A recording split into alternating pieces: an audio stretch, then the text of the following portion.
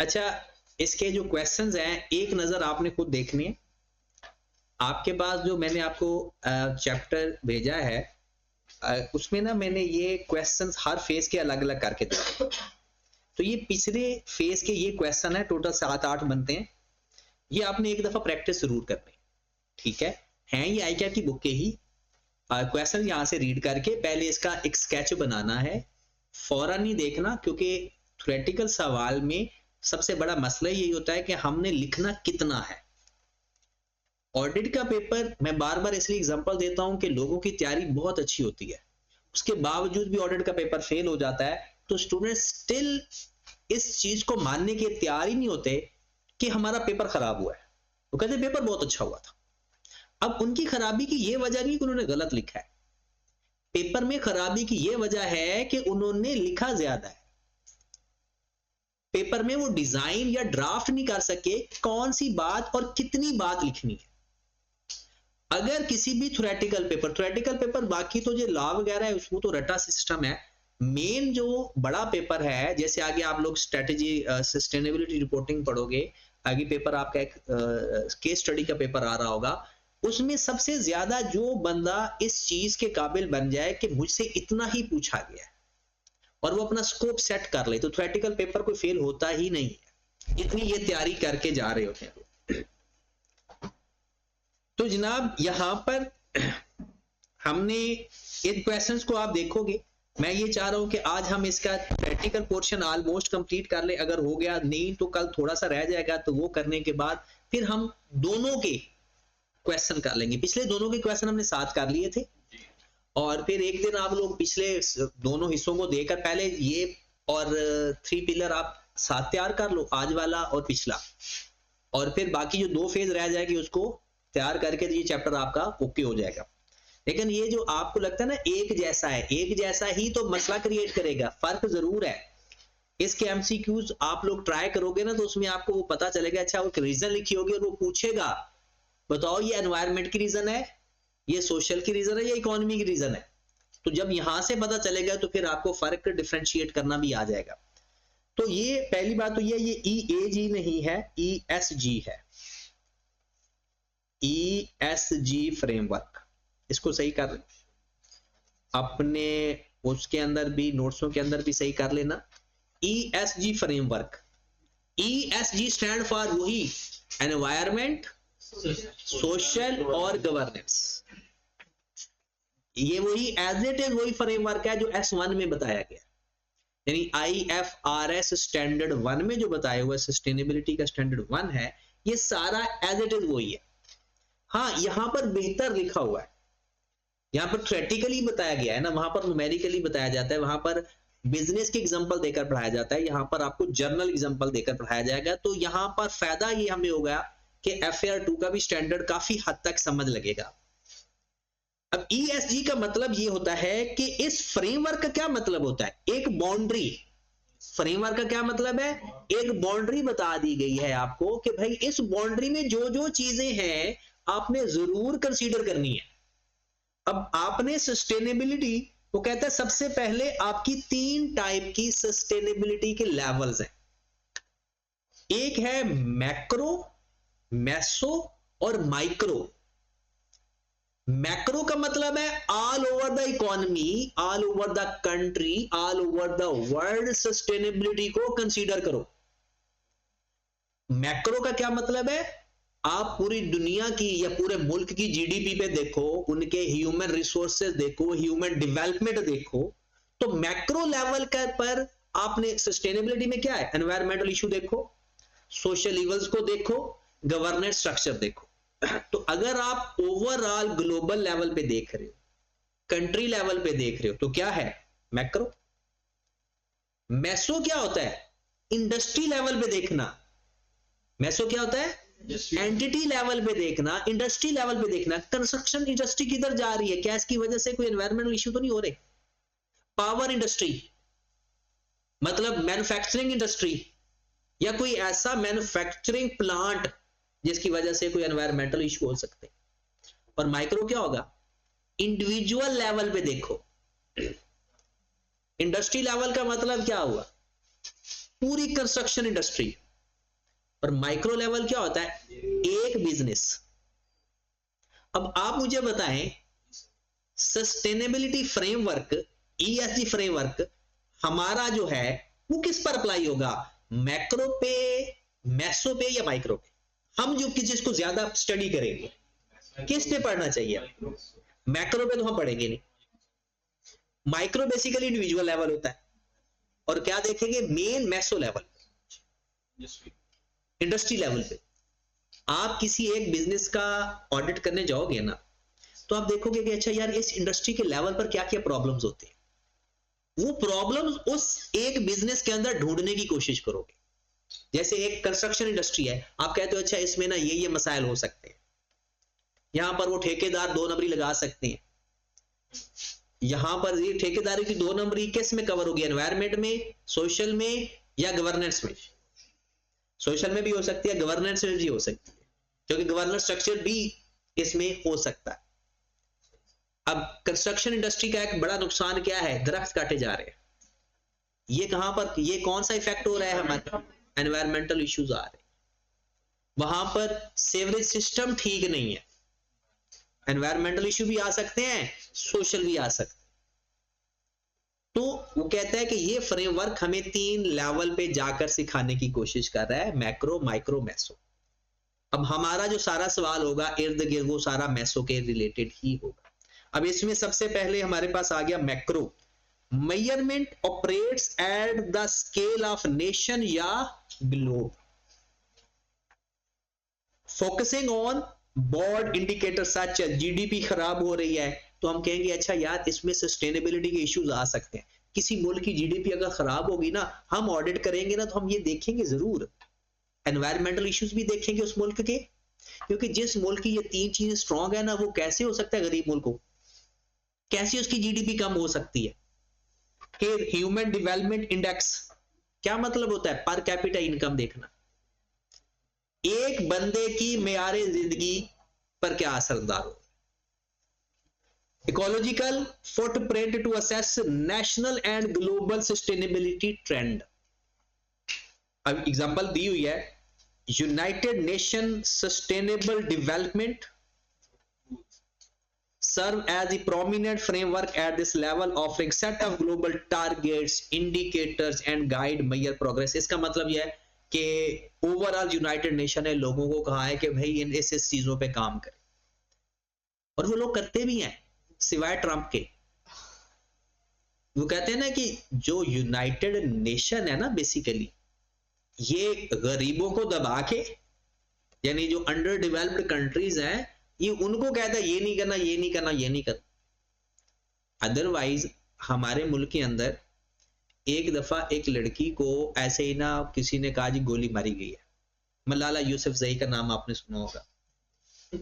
उसको इतना hype create किया गया जी, ये हो गया, वो हो गया, पूरी दुनिया ने पता नहीं क्या, कुछ नहीं होगा जी। पाकिस्तान के अंदर तो लोग सिक्योर ही नहीं है। और आप देखें वो खुद क्या कर रहे हैं, गजा के अंदर देखे बच्चे भूख से मारे, किसी को थोड़ी सी परवाह नहीं।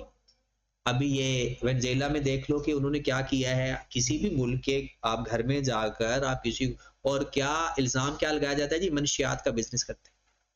जब बता जी मनशियात का बिजनेस करता है तो ठीक है, उनका अपना मुल्क है ना, वो उनको देखेगा। अब मनशियात का बिजनेस अगर कोई कर रहा है तो इसका ये मतलब तो नहीं है ना कि आप लोग जाकर जाएं जी। तो ये गवर्नेंस के स्ट्रक्चर है यूएस के हैं, ये फजूल तरीन है। बाकी मैसो लेवल में क्या आ जाए, इंडस्ट्री, रीजन, इंटरकनेक्टेड, वही बात होगी ना, इंटरकनेक्टेड एंटिटीज का मतलब है इंडस्ट्रीज।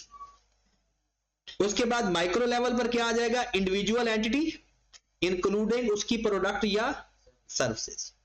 और हमारा ताल्लुक इसके साथ होगा अब। अच्छा, ये आपको कैसे पता चलेगा कि सस्टेनेबिलिटी की मेजरमेंट कैसे करोगे, हाउ टू जज कि ये डेवलपमेंट हो रही है या, कहते हैं 2 अप्रोचेज है, क्वांटिटेटिव, क्वालिटेटिव। ये आपने छोटे होते पढ़ते आ रहे हो। क्वांटिटेटिव का क्या मतलब हो सकता है, जिसको न्यूमेरिकली मेजर किया जा सकता है, पर कैपिटा इनकम क्या है। और क्वालिटेटिव जिसको न्यूमेरिकली मेजर ना किया जा सकता। लोगों की हेल्थ का इशू क्या है? जिस मुल्क के अंदर लोग ज्यादा सेहतमंद होंगे, इसका मतलब है वहां पर एनवायरमेंटल और सोशली लोग डेवलप हैं। पर कैपिटा इनकम क्या होगा? न्यूमेरिकली। तो न्यूमेरिकली मेजरमेंट को कहते हैं क्वांटिटेटिव, और क्वालिटेटिव या नॉन न्यूमेरिकल डाटा कहते हैं कि हम किस, यहां पर उसने लिखा हुआ है total green house gas emission can be measured in terms of CO2 output. CO2 oxygen का ही होता है, कहते हैं कार्बन डाइऑक्साइड। हाँ, अच्छा, वो सिर्फ O2 होता है, ऑक्सीजन। अच्छा, CO2 के कार्बन डाइऑक्साइड की आउटपुट क्या है, उसको एक न्यूमेरिकली नाम दे देंगे। Energy consumption in kilowatt hours, total water consumption in metric ton. तो जहां पर ज्यादा कंजम्पशन हो रही है, जरूरत कम है, तो फजूल खर्ची हो रही है, उसको कंसीडर किया जाएगा।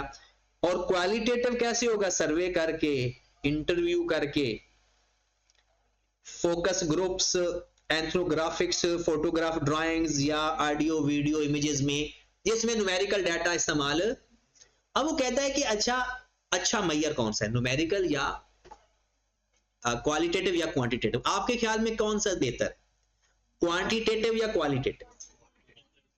हमेशा क्वालिटेटिव बेहतर होता। लोग ग्राफिक्स से ज्यादा चीजें जल्दी पिक करते हैं, और लोगों को ग्राफिक्स से समझाना हर छोटे बड़े को समझाया जा सकता है। यहां पर दो पिक्चर दे दी जाती हैं, एक में दरख्त सड़े पड़े हैं, खंडर हैं, दूसरी साइड पर एक हरा भरा, ये क्या है? क्वालिटेटिव। और अगर हम देखें, किसी को ये कहते हैं जी एक इसमें इतनी कार्बन डाइऑक्साइड प्रोड्यूस होती है और इसमें इतनी होती है, पढ़े लिखे बंदे को तो पता चल जाएगा, और शायद उसको वो न्यूमेरिक्स देखने भी बने। लेकिन ये जरूरी नहीं है कि हमेशा क्वालिटेटिव बेस्ट हो। तो कहते हैं कि एक मिक्सचर अप्रोच होनी चाहिए। क्वालिटेटिव और क्वांटिटेटिव थोड़ा इस तरह से बयान किया जाए कि जैसे अगर आपने देखा होगा कि ग्राफिक्स के अंदर कुछ नंबरिंग भी दे देते हैं, जैसे यहां पर एक ग्राफ बना दिया जाता है और कुछ यहां पर ऐसे बना दिया जाता है, तो ये एक मैसेज होता है। यहां पर अगर एक वैल्यू भी दे दी जाए कि इतनी कंजम्पशन हो रही है, तो यहां से न्यूमेरिकली भी पता चल रहा है और ग्राफिकली भी पता चल रहा है।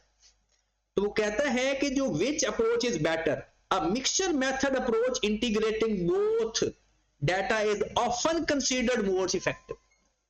पहले कहता है यहां पर choice between those approaches depends on the objectives and context of the sustainability assessment। पहले कहता है कि किसी चीज का बेस्ट होना ऑब्जेक्टिव पे डिपेंड करता है, आपका मकसद क्या है। कहता है लेकिन बेहतर अप्रोच क्या है? जनरल मिक्सचर अप्रोच बेहतर है कि आपको क्वालिटेटिव और क्वांटिटेटिव दोनों डाटा इस तरह से प्रेजेंट करें कि अगर आपको न्यूमेरिकल इंफॉर्मेशन चाहिए तो वो भी मिल जाए, और अगर आपको क्वालिटेटिव इंफॉर्मेशन चाहिए तो वो भी आपको मिल जाए। यहां से हमारा मेन, पहले तो सिंपल यह है कि 3 टाइप का हमने वो चेक करना है, कैटेगराइज किया कि सस्टेनेबिलिटी टेस्ट कैसे करना है, मैयर कैसे करनी, मैसो लेवल पे, मैक्रो लेवल पे और माइक्रो। मैक्रो को मतलब है होल वर्ल्ड या होल कंट्री, मैसो इंडस्ट्रीज, और माइक्रो इंडिविजुअल इंडस्ट्री। अब उसके बाद हमने देखा कि अच्छा सस्टेनेबिलिटी को मैयर कैसे करेंगे, qualitative, quantitative. Quantitative numerical data की फॉर्म में, और क्वांटिटेटिव नॉन न्यूमेरिकल डाटा। फिर दोनों में से बेटर क्या है? पहले depends on the objective and context of the sustainability measurement, और ओवरऑल जो है अप्रोच है कि वो मिक्सचर अप्रोच ज्यादा बेस्ट होती है। अब आ जाएं reasons for measuring meso level sustainability. इसको कारपोरेट सस्टेनेबिलिटी भी कहते हैं। कारपोरेट का जहां लफ्ज आता है ना, वहां बिजनेस समझो। ये पेपर में यहां पर आ सकता है या आगे KPIs आते हैं। सबसे पहले tracking progress toward sustainability goals. पहली रीजन क्या है? Tracking progress toward sustainability goal. क्या मतलब है? सस्टेनेबिलिटी गोल को अचीव करने के लिए क्या प्रोग्रेस हो रही है। इस लाइन का मतलब क्या है? सस्टेनेबिलिटी डेवलपमेंट को अचीव करने के लिए क्या प्रोग्रेस हो रही है। ट्रैकिंग का क्या मतलब है? Monitoring. Measuring the corporate sustainability is essential to gauge the impact of business activities and organizational investment as well as effectiveness their। कहां से पता चलेगा? ऑडिटर हम हैं इस टाइम, हम देखेंगे अपनी उसकी फाइनेंशियल स्टेटमेंट के अंदर ना सस्टेनेबिलिटी के प्रोजेक्ट्स के ऊपर क्या इन्वेस्टमेंट हो रही है, वहां से हमें पता चल जाएगा कि ये सस्टेनेबिलिटी के ऊपर काम कर भी रही है या नहीं, और फिर ट्रैकिंग करना भी आसान हो जाएगी, कहां पैसे लगाए, कितना आउटपुट आया, कितना रिजल्ट आने वाला है, वो सारी चीजें वहां से पता चल जाएगी। Companies can define clear performance matrix, collect relevant data, gain on comprehensive snapshot sustainability performance at given point in, ये आपको खुद पता चल जाएगा। Define, companies can define clear performance matrix, matrix का मतलब है कनेक्शन होता है टाइम के साथ लिंक्ड, ऐसे नहीं मैट्रिक्स बनाते रो एंड कॉलम, हमने कितना अचीव कर लिया है कितने टाइम के अंदर, कनेक्शन कोई बताना। क्लियर परफॉर्मेंस मैट्रिसेस डिफाइन करेगी company, collect relevant data, as an auditor सोचना है। फिर gain on comprehensive snapshots their sustainability performance at given point in, इन तीनों को आप दोबारा देखें कि हम एक ऑडिटर है, हमें जाकर पता करना है कि ये सस्टेनेबिलिटी डेवलपमेंट में क्या होगा। सबसे पहले वो उनकी जो बताया होगा ना, जो डाटा जो इंफॉर्मेशन दी होगी वो इकट्ठी करनी है, और उससे हमें पता चल जाएगा कि इस वक्त तक कितनी सस्टेनेबिलिटी डेवलपमेंट हो चुकी है, एनवायरनमेंट पे कितना काम हो चुका है, सोशली कितना काम हो चुका है। और एग्जांपल के तौर पर a manufacturing company tracks its energy consumption in order to identify inefficiencies in its production process. एक मैन्युफैक्चरिंग कंपनी को कैसे ट्रैक करेंगे, उसकी एनर्जी कंजम्पशन देखेंगे, पहले कितनी हो रही थी अब कितनी है। जैसे अगर मैं इस कॉलेज की बात करूं, जब ये सोलर नहीं था तब वो यूनिट की जो कंजम्पशन होगी, सपोज दैट 300 रुपए 300 यूनिट पर डे होगी सपोज। अब जब सोलर लग गया तो सपोज 150 हो गई, पता चल गया कि यहां पर एनवायरमेंटल इश्यू पे काम हो गया कि जी एनर्जी कंजम्पशन कम की है, ट्रैक हो गया। अब दूसरा, may subsequent implement energy saving technologies to reduce its carbon footprinting and enhance overall sustainability performance। मतलब सीधा सीधा है कि किसी भी कंपनी का मैसो लेवल पर सस्टेनेबिलिटी डेवलप कर मेजरमेंट चेक करनी, मेजर करना है, तो सबसे पहले क्या कंपनी ने डिफाइन किया होगी अपने परफॉर्मेंस डाटा, और उस पॉइंट इन टाइम पे जो परफॉर्मेंस है वो हमने जाकर देख लेनी। किसी मैन्युफैक्चरिंग इंडस्ट्री को कैसे ट्रैक करोगे, एनर्जी कंजम्पशन देख लो, अगर उसकी एनर्जी कंजम्पशन रिड्यूस हुई है तो इसका मतलब है काम हो रहा है, और अगर नहीं हुई तो सिर्फ किताबों तक है। दूसरा, स्टेक होल्डर एंगेजमेंट। अगर हमारे स्टेक होल्डर इस बात से मुतमिन हो रही है कि हमारी इंडस्ट्री काम कर रही है, तो उसके लेवल ऑफ सेटिस्फैक्शन से भी हमें पता चल जाएगा कि ये इंडस्ट्री इस चीज के ऊपर काम, लोग इन्वेस्टमेंट ज्यादा कर रहे हैं। जब लोग इन्वेस्टमेंट कर, अभी कुछ दिनों ना किसी ने मुझे एक ड्रामे का लिंक शेयर किया था, उसके ऊपर ये बात की गई थी कि शायद वो कंस्ट्रक्शन इंडस्ट्री होती है, तो वहां पर इन्वेस्टर इसलिए पैसा नहीं लगा रहे होते कि वो मटेरियल खराब इस्तेमाल करने की प्लानिंग कर रहे होते, और वो कह रहे होते हैं कि भाई ये मटेरियल अगर आपने खराब लगाया ना तो हमने पैसा इन्वेस्ट नहीं करना। इसका मतलब है कि अगर कोई पैसा आपकी इंडस्ट्री से निकाल रहा है तो एक रीजन हो सकती है कि आप लोग सस्टेनेबिलिटी डेवलपमेंट के ऊपर काम नहीं कर रहे। तो measuring corporate sustainability encourages stakeholder involvement by aligning organizational goals with sustainability priorities. Example, a retail company that track a report reduction in the use of plastic packaging can gain customer loyalty and improve its brand image। यहां से पता चल जाएगा कि वो कहेगा जी हमने plastic bag को इस्तेमाल नहीं करते, तो इसका मतलब यह है कि कस्टमर कहेंगे कि भाई ये एनवायरमेंटल इश्यूज के ऊपर काम कर रहे हैं। बैलेंसिंग ट्रेड ऑफ, ये बैलेंसिंग ट्रेड ऑफ क्या होता है? Balancing trade off sustainability measurement help organization to evaluate and balancing different trade-off by offering structured data-driven insight for complex। यहां पर देखें कि अगर आप लोग sustainability to decide whether to reformulate production with eco-friendly ingredients, balancing cost, consumer preferences and environmental impact, तो आपके customer and supplier उनके साथ ट्रेड ज्यादा होना शुरू हो जाती है।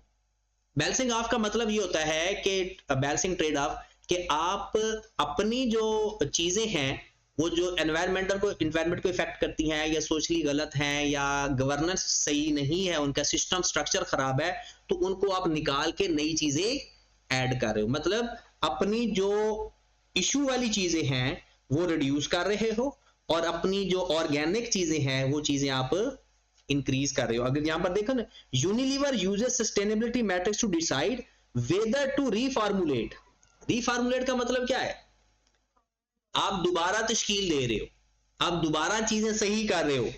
Products with eco friendly ingredients, balancing cost, consumer preferences. Eco friendly ingredient से मुराद यह है कि जो चीजें लोगों की सेहत के लिए नुकसानदेह वो हम निकाल रहे हैं। बैलेंसिंग कॉस्ट का मतलब है जो चीजें महंगी हैं बट उसके ही क्वालिटी की चीजें अगर कोई सस्ती हैं वो ऐड करके कॉस्ट उसकी कम कर रहे हैं। Consumer preferences and environmental impact. देखिए हम पीछे क्यों रह जाते हैं? हमारे मुल्क में ना प्रॉफिट को ज्यादा तरजीह दी जाती है।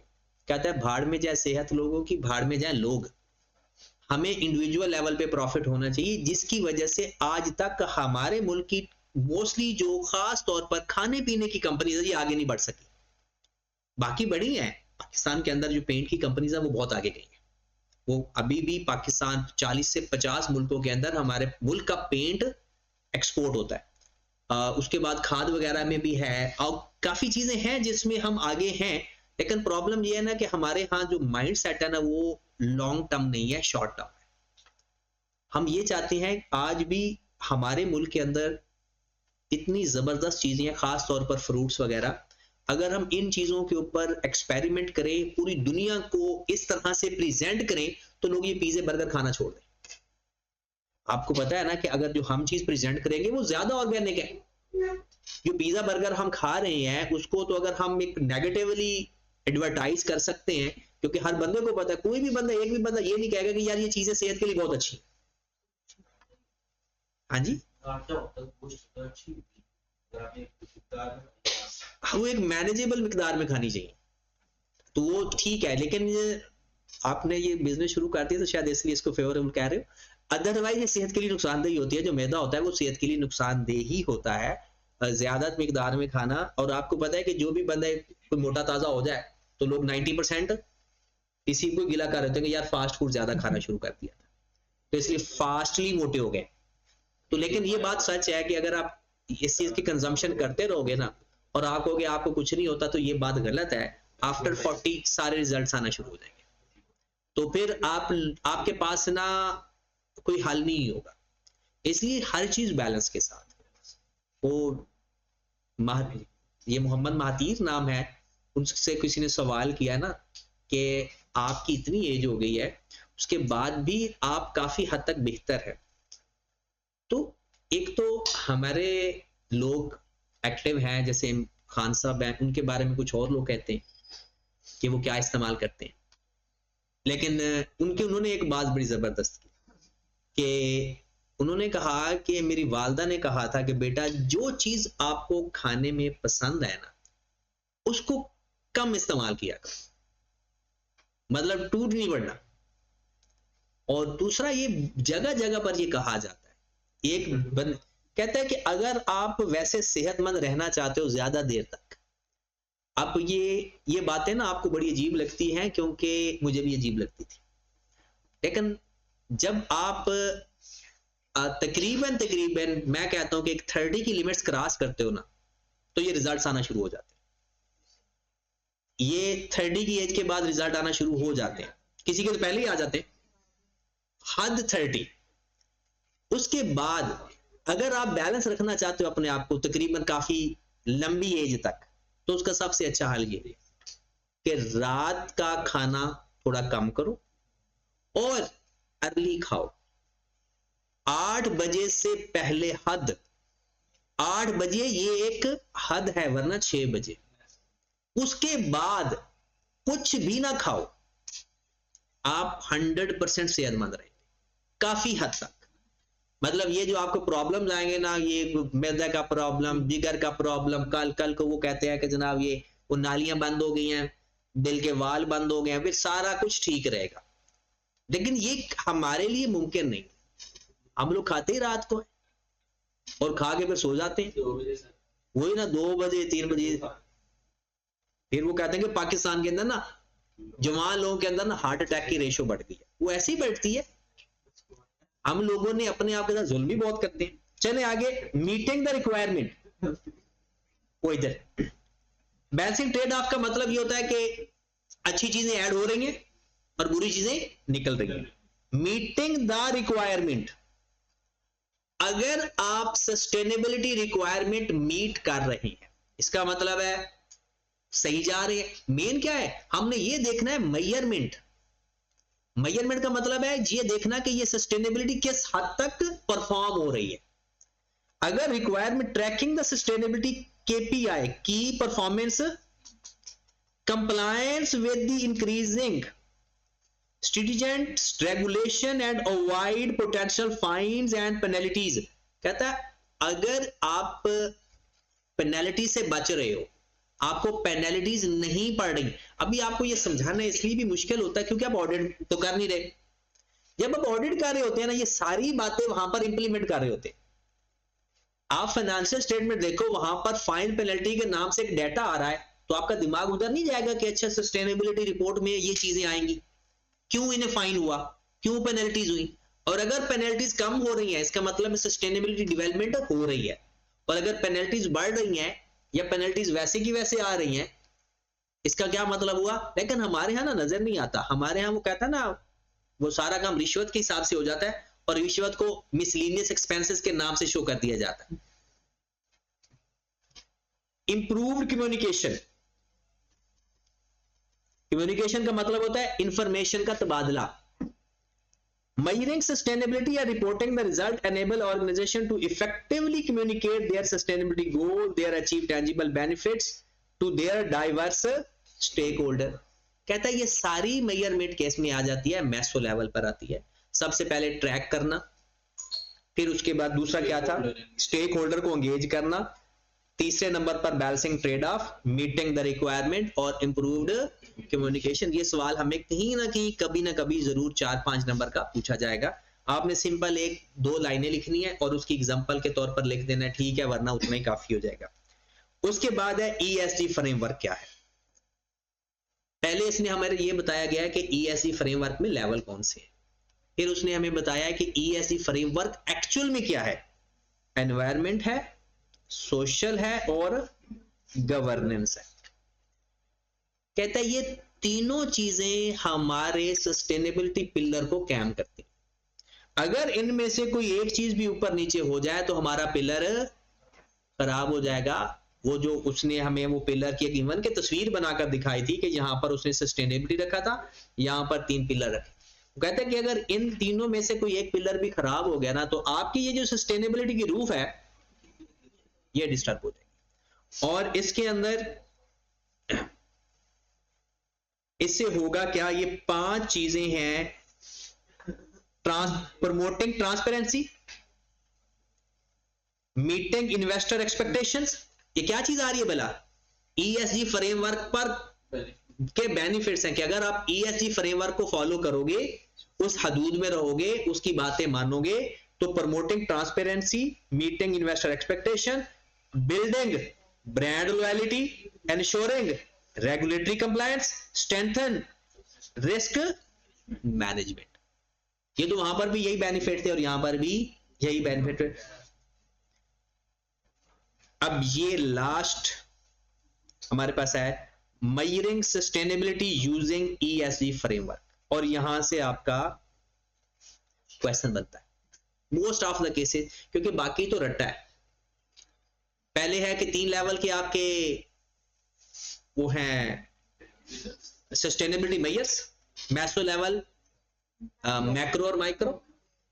फिर उसने मैसो लेवल के बारे में फिर उसने कहा कि इसको मेजर कैसे करते हैं, क्वालिटेटिव क्वांटिटेटिव, बेस्ट कौन सा है ऑब्जेक्टिव को बेस कर और मिक्सचर लेवल। और फिर उसके बाद है मैसो को उसने किस तरह से किया कि ट्रैकिंग करना है, एंगेज करना है स्टेक होल्डर को, बैलेंसिंग ट्रेड ऑफ करनी है। फिर उसके बाद एंड पे 2 बताए हुए थे। उसके बाद आ गया कि आपका ESG फ्रेमवर्क क्या है, वही एनवायरमेंट फैक्टर देखना, सोशल फैक्टर देना और गवर्नेंस पिलर। उसका फायदा क्या होगा, रिपोर्टिंग ट्रांसपेरेंसी बढ़ेगी, उसके बाद इन्वेस्टर का कॉन्फिडेंस बढ़ेगा, ब्रांड लॉयलिटी, ब्रांड लोग लॉयल होंगे आपके साथ। उसके बाद रेगुलेटरी कंप्लायंस और last one is risk management improve. अब यहां से सवाल आएगा, आपने ये कल देखेंगे आज नहीं देखना, कि एनवायरमेंट, सोशल और इकोनॉमिक या गवर्नेंस, उसके लिए कौन कौन सी चीजें हैं और उसको मेजर करने के कौन कौन से पेपर में हमें MCQs में या नॉर्मल सवाल के अंदर सवाल कैसे आएगा, या वो हमें मेथड खुद बता देगा और कहेगा कौन कौन से परफॉर्मेंस इंडिकेटर हैं इसके अंदर, या वो हमें परफॉर्मेंस इंडिकेटर बताएगा और कहेगा चलो इसको हम मेजर कैसे करते हैं। जैसे एक छोटी सी मैं बात करता हूं, रॉ मटेरियल। अब अगर हम ये देखना चाहते हैं कि रॉ मटेरियल किस तरह से इस्तेमाल हो रहा है, तो क्या देखेंगे नहीं कि raw material usages per unit of the output, percentage of non renewable raw material used, raw material production में इस्तेमाल हो रहा है, तो हमने ये भी देखेंगे कि अच्छा इसके अंदर कौन सा रॉ मटेरियल इस्तेमाल हो रहा है, रिन्यूएबल है या नॉन रिन्यूएबल है। फिर हम शायद उसकी वेस्टेज परसेंटेज भी देखें।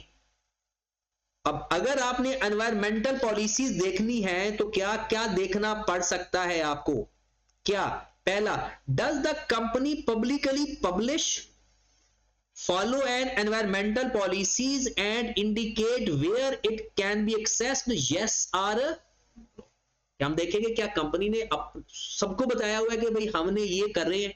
सबको बताने से क्या फायदा होगा, झूठ भी तो बोल सकते हैं, बता देते ठीक है हम कर रहे हैं और एक्चुअल में ना करें, वो ग्रीन वॉशिंग वाला काम है। अच्छा, बताने का मतलब फायदा क्या होता है, अगर वो पब्लिश कर देंगे ना, लोग फिर कंसीडर करेंगे कि हो भी रहा है या नहीं हो रहा, और अगर नहीं बताएंगे और सिर्फ कह देंगे हाँ हम कर रहे हैं, तो लोग फिर शिकायत, क्योंकि लोगों को तो पता ही नहीं चलेगा, तो इसलिए वो कहते हैं पब्लिकली ये पब्लिश करना जरूरी है। तो आपने, ये आपका फायदा है, ना करो तो कोई मसला नहीं है, मुझे तो कोई फर्क नहीं पड़ेगा। सिंपल ये यहां तक तैयार कर लेना, और साथ पिछले का तो टेस्ट लेने ही लेना है। मैंने कहा वो जो 3 पिलर है उसका टेस्ट, तो अगर आप ये दोनों साथ ही तैयार कर लो, आगे कुछ नहीं रहा, आगे सिर्फ ये KPI है, वो आसानी से समझ लग जाएंगे क्योंकि वो न्यूमेरिकल डाटा है ना। तो KPI न्यूमेरिकली हम देखेंगे, अच्छा सपोज दैट पानी को देखना चाहते हैं कि पानी की वेस्टेज को देखना चाहते हैं, तो वो देखेंगे अच्छा कितने टन इस्तेमाल हो रहा है, फिर पानी जो खराब हो रहा है वो किधर जा रहा है, वो सारी चीजें उसके अंदर कवर हो जाएगी। आपने पिछला थ्योरेटिकल तैयार करो और कल इंशाल्लाह ये चैप्टर हमारा कंप्लीट हो जाएगा। और ये तो नहीं होगा कि हम इसके क्वेश्चन सारे डिस्कस नहीं कर पाएंगे, तो हो सकता है एक दिन और भी लगे हमारा इसके ऊपर। तो ये चैप्टर अपना साथ तैयार कर लो, जो अगला चैप्टर है वो वैसे छोटा सा है।